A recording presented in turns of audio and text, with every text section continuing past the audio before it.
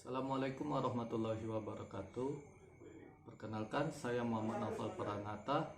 Pada hari ini saya akan menjelaskan tentang serba-serbi pasar dan uang. Tetapi saya tidak sendirian, saya ditemani oleh teman saya, yaitu Riyadil Fajri Harahap. Di sini saya akan menjelaskan tentang bagian pasar. Apa sih di pikiran kalian jika membicarakan tentang pasar? Di sini saya akan menjelaskan apa itu pasar dan jenis-jenisnya. Apa itu pasar? Pasar yaitu suatu tempat terbuka atau tertutup yang terjadinya jual beli antara penjual dan pembeli dengan adanya transaksi. Pasar terbagi menjadi dua, yaitu pertama ada pasar offline, yaitu pasar tradisional dan pasar modern.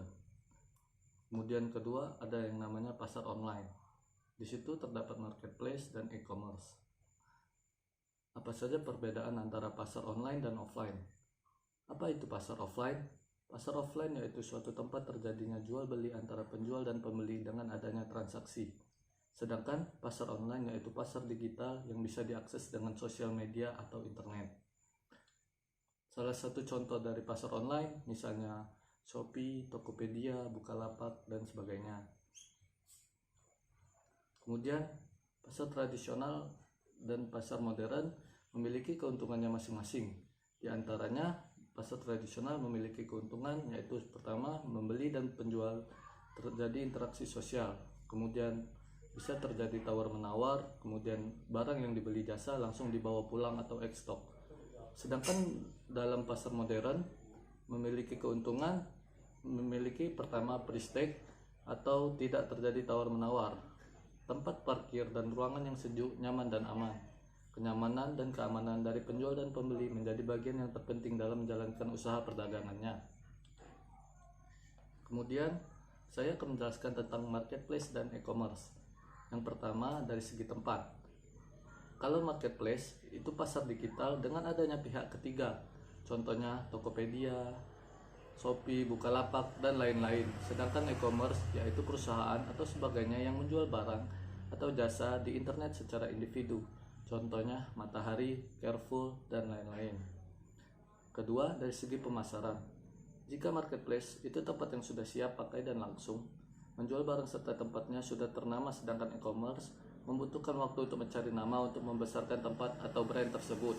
Kemudian, dari segi marketplace, dari segi data, marketplace memiliki data terbatas karena tempat mereka berjualan itu bukan punya mereka, sedangkan e-commerce memiliki data yang sangat detail karena mereka mempunyai website atau tempat sendiri. Kemudian tentang uang akan dijelaskan oleh teman saya. Selanjutnya adalah alat transaksi. Yang pertama adalah uang kartal. Uang kartal adalah uang yang diterbitkan oleh bank sentral sebuah negara dan diatur oleh undang-undang negara. Yang kedua adalah uang giral. Uang giral adalah uang yang disimpan di rekening koran di berbagai bank atau pemerintah yang berbentuk cek, giro, dan travel check, dan lain-lain. Yang ketiga adalah uang elektronik. Uang elektronik adalah uang yang sudah dikonversikan secara digital oleh bank atau perusahaan tertentu yang dapat digunakan sebagai alat pembayaran. Contohnya Dana, GoPay, OVO, dan lain-lain. Selanjutnya adalah beberapa model bisnis. Yang pertama adalah B2C, business to customer, yaitu penjual menjual langsung ke konsumen seperti pakaian atau barang lainnya.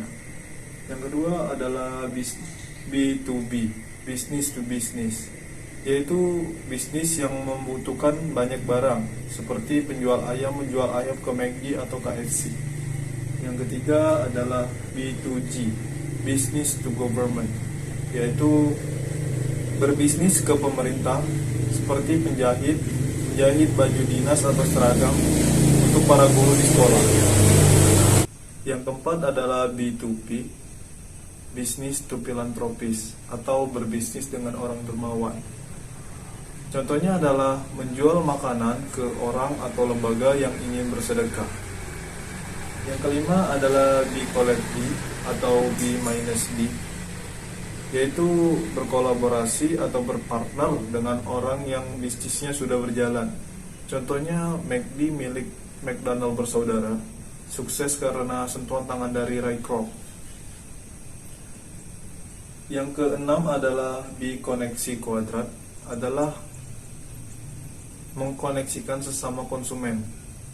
Contohnya OLX, Bukalapak, dan lain-lain.